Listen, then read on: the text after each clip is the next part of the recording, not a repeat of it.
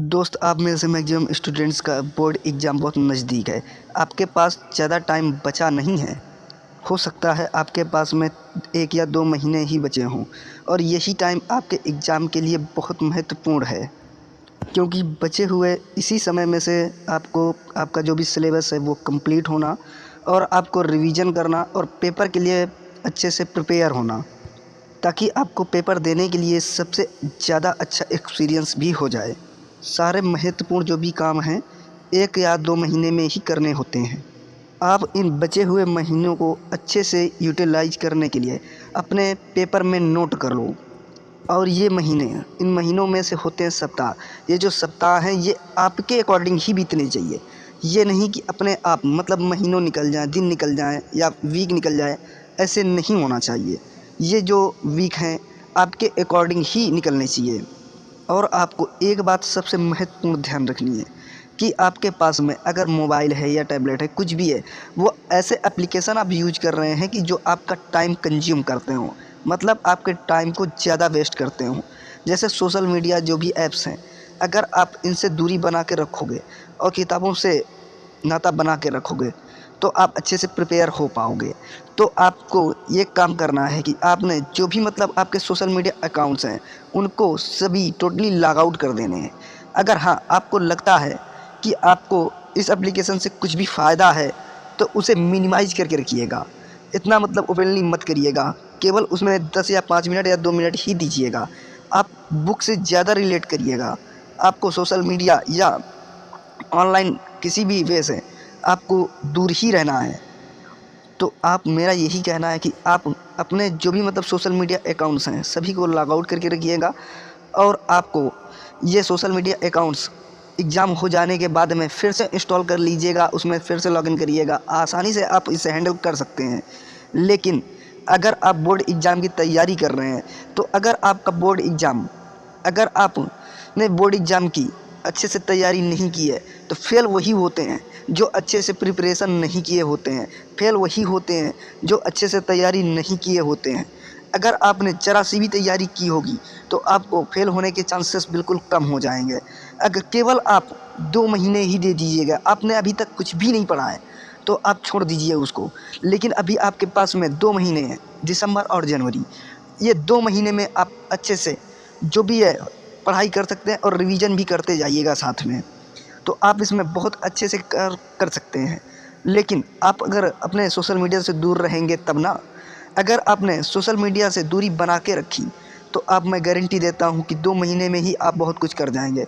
और एक बात, अगर आपने प्रिपरेशन अच्छे से नहीं की है तो अगर आपने सेकंड आ गए या थर्ड आ गए तो आपको ये हमेशा मलाल बना रहेगा। अगर आप 1 साल भी फेल हो गए तो अगर आपके साथी आपसे 1 साल आगे निकल गए, अब 1 साल पीछे रह गए, तो आपके मन में मलाल बना ही रहेगा। ये मलाल तब तक रहेगा जब तक आपको अच्छे से कामयाबी नहीं देगा।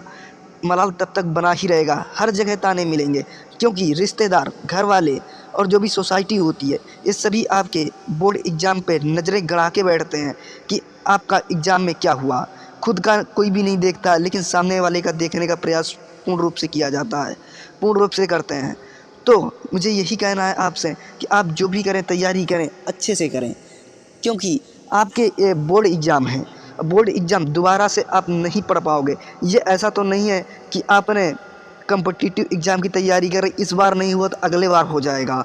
अगर आप आईएएस और पीसीएस की तैयारी भी, तो यूपीएससी की तैयारी तो नहीं कर रहे हैं कि आपको लगता है कि इस बार क्लियर नहीं होगा तो अगले अटेम्प्ट में क्लियर हो जाएगा। ऐसा कुछ भी नहीं है, क्योंकि ये बोर्ड एग्ज़ाम है। बोर्ड एग्ज़ाम में आपको क्लियर करना ही होगा। तो दोस्त, अब आपको इंतज़ार नहीं करना है किसी भी चीज़ का। तो दोस्त, अगर आपको इंतज़ार करना छोड़ दो, अगर आपको एग्ज़ाम में 70%, 80%, 90%, 98% जितने भी आपको फोड़ने हैं तो आपको टाइम वेस्ट करना अब छोड़ना होगा। आप इतने फोड़ सकते हो, मैं गारंटी देता हूँ। आपका नॉलेज होना ही ज़रूरी नहीं होता है, आपको नंबर होना भी ज़रूरी नहीं होता है, लेकिन इस टाइम पे वैल्यू होती है नंबर्स की। नॉलेज की वैल्यू नहीं है इस टाइम पे। बोर्ड एग्ज़ाम पे नॉलेज की वैल्यू नहीं है, बोर्ड एग्ज़ाम पे नंबर की वैल्यू है। अगर आपने 70, 80, 90% अगर आपने फोड़ दिए तो आपको कहा जाएगा कि हाँ, अच्छा आपने किया है। लेकिन यही आप अगर 20 या फेल हो जाते हो या 30-50% या आते हैं तो आपको कहा जाता है कि आपने अच्छे से पढ़ाई नहीं की है। भले ही आप अच्छा नॉलेज हो, सब कुछ हो आपके पास में, फिर भी आपको कहा जाएगा कि आपने अच्छी पढ़ाई नहीं की है। तो मैं ये नहीं कहता कि आपके पास नॉलेज ज़रूरी है, लेकिन आपको अच्छे से मेहनत करनी है। अगर नंबर अच्छे आएंगे तो नॉलेज होगा ज़रूर, नॉलेज होगा तभी नंबर आपके अच्छे आ पाएंगे। तो ये दोनों की कनेक्टिविटी एक ही है।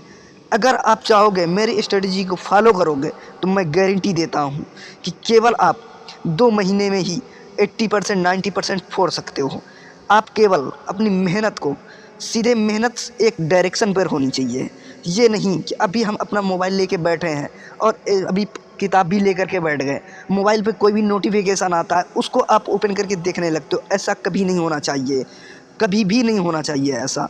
और डॉक्टर एपीजे अब्दुल कलाम भी कहते हैं, इंतज़ार करने वालों को वही मिलता है जितना कोशिश करने वाले छोड़ जाते हैं। डॉक्टर एपीजे अब्दुल कलाम ने सही कहा है कि इंतज़ार करने वालों को वही मिलता है जितना कोशिश करने वाले छोड़ जाते हैं। तो आपको इंतज़ार नहीं करना है किसी भी चीज़ का, कोई भी इंतज़ार नहीं करना है। आपको डायरेक्टली वर्क करना है, हार्ड वर्क करना है, और आपको रिवीजन भी साथ में करते रहना है।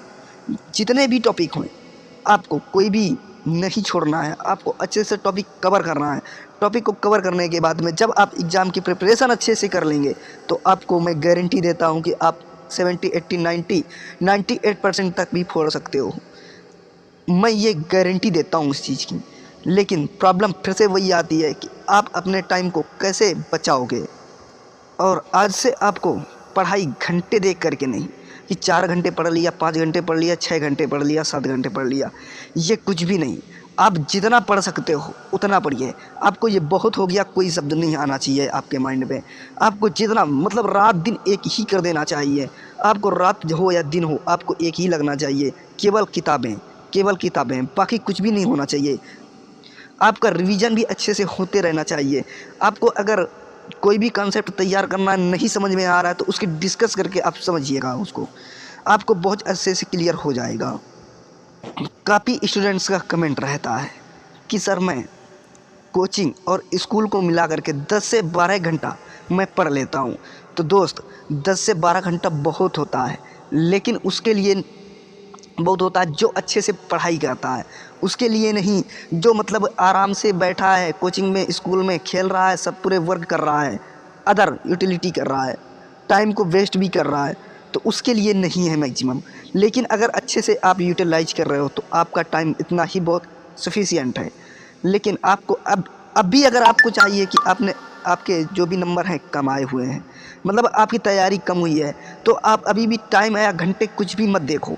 आपको जितना मैक्सिमम दे सकते हो इसको दे डालो, और आपको अच्छे से तैयार करना होगा। ये नहीं कि आज इतना किया, हाँ ठीक है चल जाएगा, कल उतना किया हो जाएगा चल जाएगा, ऐसा कुछ भी नहीं। और हाँ एक बात और कि अपनी हैंड राइटिंग पे ज़रूर देखना, ठीक है, हैंड राइटिंग भी देखते रहना, क्योंकि हैंड राइटिंग नंबर से बहुत बड़ा इम्पैक्ट करता है। जो भी अगर आप चाहेंगे तो हैंड राइटिंग पे एक वीडियो फिर से मैं बना के जो नेक्स्ट डे आएगा उस पर दे सकता हूँ, अगर आप कमेंट बॉक्स में कमेंट करेंगे तो, ठीक है।